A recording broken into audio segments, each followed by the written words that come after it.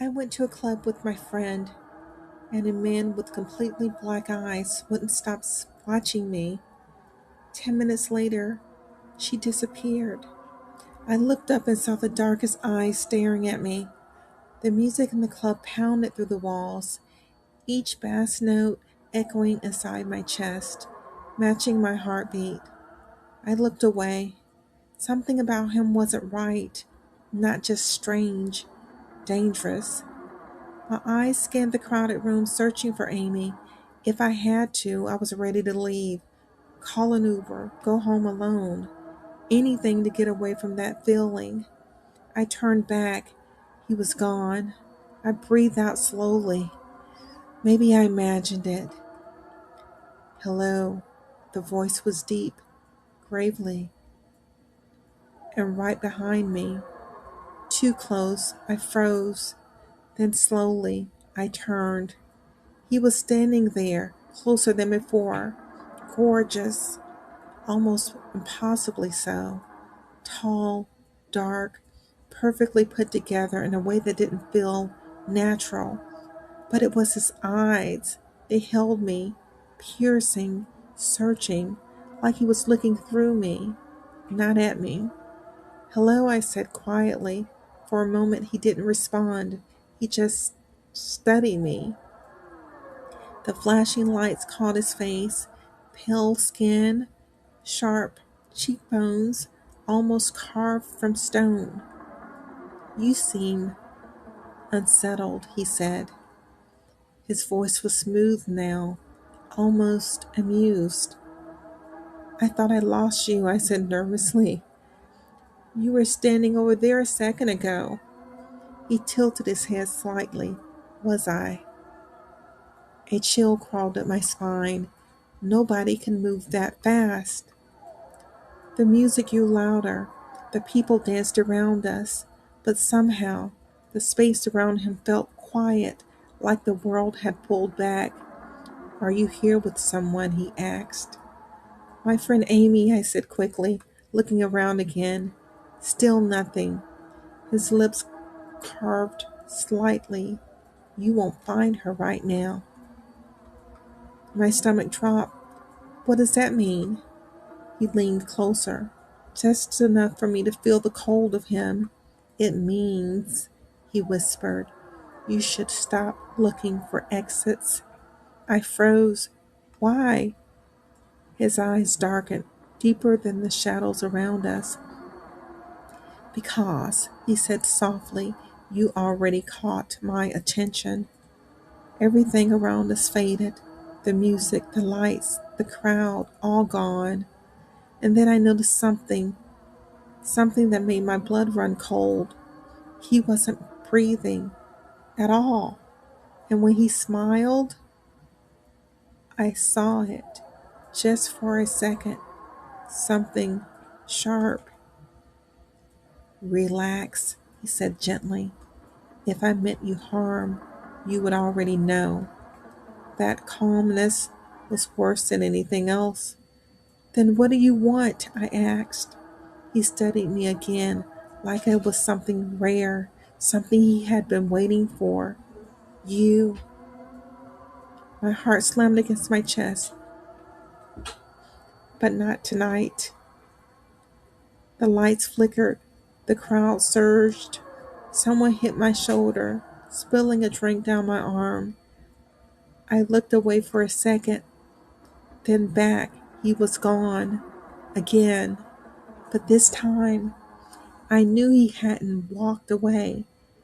And somewhere beneath the pounding music, I felt it. A certainty, cold and absolute. He would find me again. The music in the club was still pounding, but something had changed. Moments ago, the stranger had been standing in front of me, his dark eyes locked onto mine like he could see every thought inside my head. Then the crowd shifted. Someone stumbled between us, and when I looked again, he was gone. My heart was still racing when I heard it. A scream. It cut through the music like a knife. For a moment I thought I imagined it. Then I heard it again. Amy, I pushed through the crowd, ignoring the annoyed looks from people dancing around me. Amy, I shouted again. The scream had come from the hallway near the bathrooms. The music faded as I stepped into the narrow corridor. The flashing lights from the dance floor barely reached as far. The hallway was dim, almost quiet compared to the chaos of the club. My footsteps echoed on the floor. Amy, no answer. Then I noticed something strange. One of the doors at the end of the hallway was slowly swinging open and closed, back and forth, like someone had just run through it. I walked toward the door slowly. My heart was pounding harder with every step. Amy, this isn't funny. Still nothing. The door creaked again as it moved. When I reached it, I pushed it open. The room beyond was empty, just a small storage room filled with boxes and cleaning supplies. But something on the floor caught my attention. A phone. Amy's phone. I picked it up with shaking hands. The screen was cracked. Amy, I whispered. The silence in the room felt heavy. Then I heard a voice behind me. You should not have come back here. I turned around so fast my heart nearly stopped. He was standing in the doorway, the same man from the club, tall, pale, perfectly still. His dark eyes locked onto mine again. How did you? I stopped. Because I hadn't heard the door open. He was just suddenly there. Where is she? I demanded. He watched me carefully. Your friend. Yes, Amy, she was here. He stepped into the room slowly. She is no longer in this building. My stomach twisted. What did you do to her? His expression darkened slightly. I did not take her. Then who did? For a moment he said nothing. The silence stretched long enough to make my skin crawl. Finally he spoke. Something worse. The words hung in the air. What does that mean? I asked. His eyes shifted toward the hallway, then back to me. There are others. Others. He leaned slightly closer, and when he spoke, his voice dropped lower than before. Others like me. My breath caught in my throat. You mean vampires? He didn't smile. He didn't laugh. He simply looked at me and said quietly, Yes. The club music suddenly sounded distant again, like the world outside the room had disappeared. You're lying, I said, though my voice didn't sound convincing even to me. If I were lying, he said calmly, your friend would still be here. The words made my blood run cold. I gripped Amy's phone tighter. Then where is she? For a moment he studied my face. Then he answered. She was taken. Taken where? He turned his head toward the dark hallway and whispered, Into the night. I stepped past him and looked down the empty corridor. The hallway was completely silent, but at the far end, I thought I saw movement, a shadow, something tall, something watching us. And then I heard Amy's voice, faint, terrified, calling my name from somewhere outside the club. To be continued next Saturday. The police said Amy never entered the hallway, but I heard her scream. I told them what I saw, the man, the eyes. They looked at me like I was crazy. There's no footage of him, one officer said, but we did find something. They showed me the footage. It was me, standing in the hallway, alone. I don't remember going there. I don't remember opening that door. But the worst part was what happened next. The recording changed. For 1 second, my eyes were completely black, and behind me, he was standing there. You let me in. I finally made it home, but my chest felt heavy.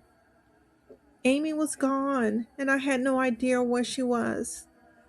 I locked the door. I checked it twice. Something felt wrong, like the room was already occupied. I didn't hear anything, but I felt it. I walked to the bathroom, wishing I had turned on every light before I left. Before I could reach the switch, I saw it. There was something behind me in the mirror. He wasn't moving, just watching. His eyes, completely black. I turned around, nothing. Empty room. I looked back, he was closer. You let me in.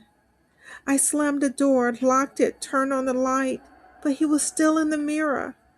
It was when I looked at him, the moment I made eye contact.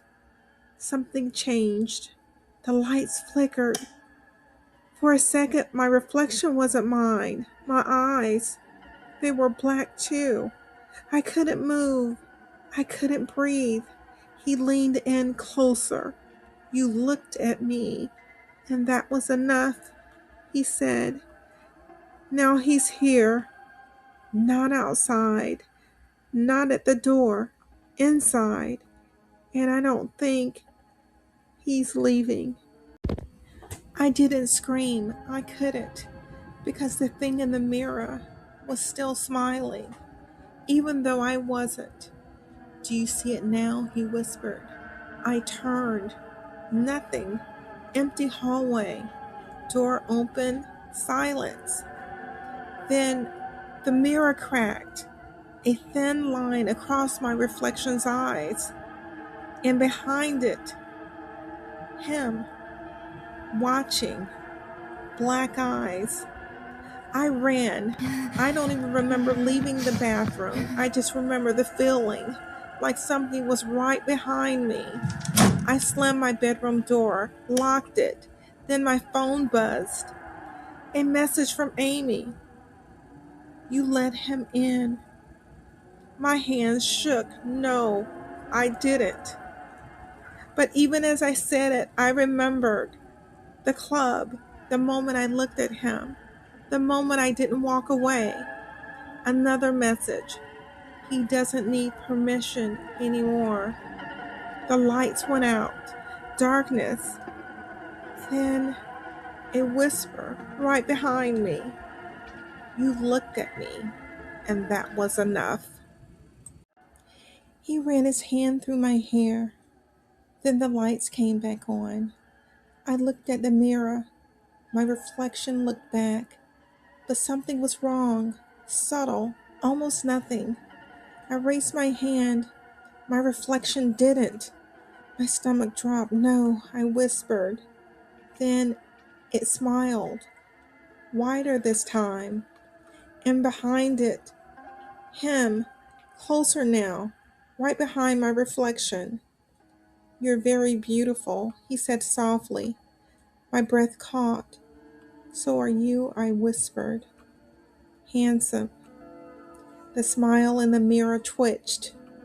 I stumbled back, hit the dresser, but the mirror didn't care. It stepped forward. Not him, my reflection, closer, like it was pressing against the glass. You see me now, he said. I shook my head. No, no, no. It lifted its hand, pressed it into the mirror, and the glass moved, not cracked, not broken, moved, like water. I ran again, but this time I knew it wasn't following me. It was already inside. I turned around and froze. Across the room, another mirror, and this time my reflection was gone. I'm so glad you came, she said. I really needed someone to talk to. I stared at her, my chest tight. I can't stop smiling. She frowned. What do you mean you can't stop smiling? I tried to stop, I really did, but it stayed. It just won't go away. She stared at me now, really looked. Okay, she said slowly, that's not funny. I'm not joking. She shook her head. You're not making sense. Just look, I said. I grabbed her hand, pulled her into the bathroom. The mirror waited. There, I said, pointing. Do you see him? She stepped closer. Looked. There's nothing there. My stomach dropped. No, he's right. I stopped because he was standing behind me, closer than before, smiling. Do you see him now? I asked. Silence. No, she said, but he did. He was looking at her, not at me. You can see her? I whispered. His smile widened. She can't see me, he said softly, but I can see her. I grabbed her arm. We need to go, now. She pulled away. You're scaring me. No, I turned back in the mirror and froze. He wasn't behind me anymore. He was standing right behind her. My voice dropped. Don't move. She frowned. Why are you looking at me like that? Slowly, his hand lifted, hovering above her shoulder, and then he touched her. She flinched. Did you feel that? She said. I couldn't answer because she was smiling, wider, wrong, and it didn't stop. The knocking didn't stop. Slow, even, like it knew we were there. Maya stood beside me, still smiling. Answer it, she said. My chest tightened. No. Another knock. Then her voice. It's me. I froze. Amy, I whispered. Silence. Open the door. My hand moved before I could stop it. I unlocked it. The door creaked open, and there she was, Amy, standing on the front porch, perfectly still, not smiling, just watching. Claire. I rushed forward, wrapped my arms around her. Where have you been? Everyone's been so worried. What happened to you? She didn't answer. Then slowly, she hugged me back, but her eyes were open, looking past me into the house. My stomach dropped. You let him in, Amy said softly. I froze. No, I didn't. Amy lifted her hand, pointing past me at Maya. I turned. Maya was still standing there, still smiling, but now it was different. Wider. Wrong. He's not in the mirror anymore, Amy said softly. My chest tightened. Then where is he? I asked. Amy looked at me. Slowly, she tilted her head. He followed you. The room went cold. I stepped back. No. Amy didn't move. Her expression didn't change. No, she said gently. He chose you. The lights flickered. For a second, I saw it. Not before me, not behind me, not in the mirror, inside me. Maya laughed, soft, wrong. Then, knock. Silence. Another knock. Slow, heavy. Everyone turned toward the door. And suddenly, Maya stopped smiling. Like waking up from a dream, she blinked rapidly, confused. Claire, she whispered. Amy looked toward the door, not afraid, expectant, like she knew exactly who was outside. My stomach tightened. Amy. Amy looked at me calmly. That's not him. The room went cold. What do you mean? Not him. Amy's expression softened. Mine is already here. The room went silent. What do you mean, yours? I whispered. Amy smiled faintly. Not wrong, not forced, just peaceful. Amy and I both grew up without families. No parents, no one checking in, no one asking questions. We met in real estate school, built everything ourselves, a business, a life. Once they noticed us, everything changed. I stared at her. Is that why they chose people like us? No families, I asked quietly. Amy looked toward the door again. People like us disappear quietly. Another knock echoed through the house. Amy's smile softened. Maybe you'll get to know yours too.